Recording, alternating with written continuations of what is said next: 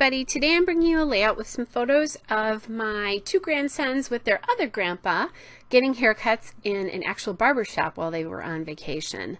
What I'm doing here today is I'm using two photos with two different orientations, and that can present a big challenge a lot of times to us as scrapbookers, because it's hard to get the balance right on your layout when you have two differently oriented photos. So what I'm going to do today is I'm actually going to create a grid with these papers and the photos, and I think it does a really nice job of maintaining that balance, and it's something that I will do again when I have photos of different orientation. Alright, so what I'm doing right now is I'm mounting those two photos on some star paper from Bella Boulevard. It's from the Oh My Stars collection, and it's the pickle juice paper. One of the things I love about Bella Boulevard is they do really consistently across the board use the same colors, and they even call their embellishments by those names as well too. They were one of the first companies to actually do that. They've been around for quite a while, so one of the first companies. Now we see that pretty commonly, but when they first started out, it was something that was a little bit unusual. So now what I'm doing is I've taken a striped paper there. That striped paper is from Bella Boulevard Let's Go. It's the perfect weather paper. And I'm going to use that paper as the border, top and bottom border, for my grid. And a lot of times we think of a grid as more of squares and rectangles. Well, I'm also going to use, mine is going to be just as much comprised of strips as well too. And you'll see what I mean by that. The one thing that was kind of nice is I did find this paper first, that striped paper, and then I pulled the other papers, the other three papers here, from the color of the striped paper. And that's just a really good kind of technique to use if you're having a hard time coordinating colors on your layout or coordinating patterns. That's one of the nice, easy ways to do that, is find a stripe or a multicolored dot or a multicolored something, and then pull the other, and I call those faux solid papers. So the matted paper has stars on it, but your eye really reads it as green paper. I did take my corner punch from Creative Memories. It's an older one, and I punched out, just punched a corner out there so that it softened the design a little bit, wasn't quite as square. And I originally was going to put that striped paper right on top of the green vertical photo there, but I decided I wanted another layer in there. So that's where that blue paper is coming from now, is I put that in there. And I am kind of looking at this, I'm trying to make sure that it's not like, the strips are not all the same height. The top and the bottom strip are, but I'm going to look at that with both the yellow and the navy strip there. So that navy paper there is from Echo Park Scoot. It's the dots paper, and Scoot is an old boy collection. I loved that collection. And you can see why, because I have grandsons to scrapbook here. All right, now I'm working with that yellow polka dot paper from Lawn Fawn. It's called Let's Polka in the Meadow, and it's the dandelion polka paper. I loved this series. It's just a great series of faux solid papers, again, dots and stripes. And I separate my faux solid papers.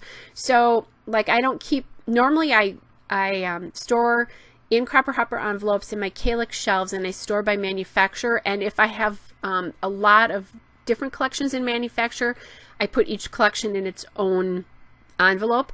But with these faux solids, like this navy and this green and this yellow, I actually store them in 12 by 12 file trays. And I believe I got those at scrapbook.com years ago. They were harder to get then. Now you can get them all over the place. But that way then when I need a green paper, I just go to that green tray. Now, if a collection is brand new, I won't do that. I'll store it within a collection, but as I start to separate things out, that's what I do if I have faux solids.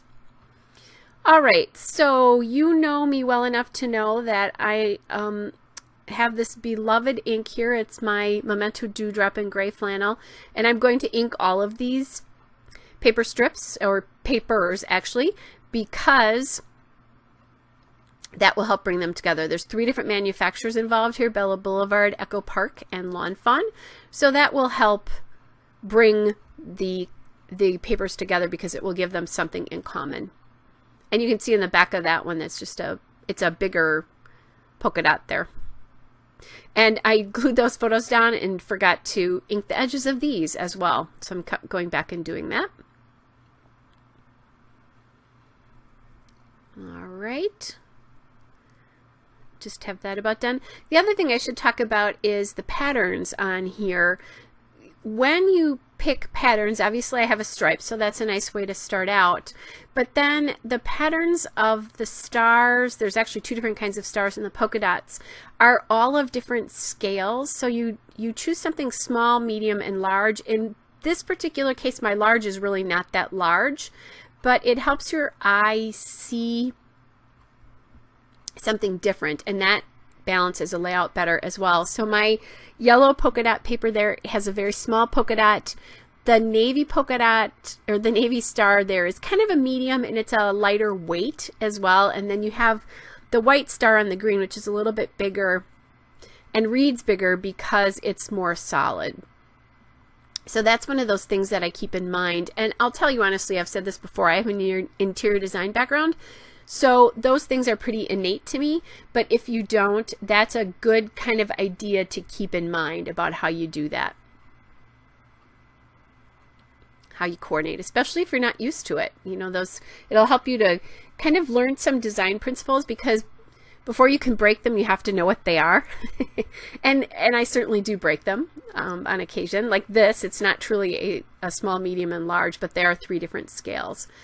Now I'm going through my sticker sheets from Bella Boulevard just to look for things to embellish the layout. And because there's a lot going on, it's not going to be a ton of embellishment. I wanted something on the top of that striped paper, because what I decided to do is I'm thinking my title is going to perhaps go on that yellow paper, and I want to take up some more visual space on top of the striped paper, because right now there's a lot of space up there and not much taken up. Now I could certainly have put a title up there and wouldn't have needed that tab, but because I'm thinking perhaps the yellow bar for the yellow strip there, then I'm going to need to do something to take up the space. And the reason that is when you mat photos, and I'm talking about photos or pieces of art to hang on your wall, when they do the mat, there's usually a little subtle difference in that the bottom is a little bit wider than the top, and it's how your eye sees for balance is why they do that. So that's one of the other design principles I keep in mind as well too.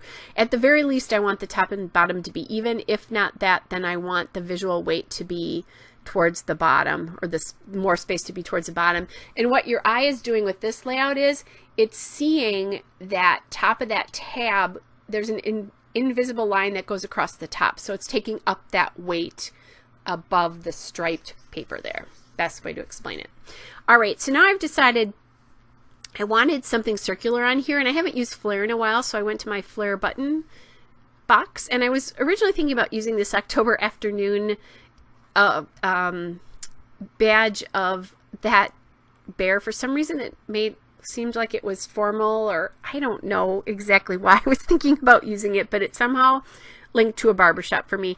But it's not a true white, it's a little bit more off-white, so it just didn't sit right because all the other colors of these papers are on regular white, and I would have needed to bring in some other off-white elements. Plus that's sitting, those stars are very white, and so's the striped paper below, so it just wasn't looking right. So instead I chose to use these 2 camera Flair badges from A Flair for Buttons.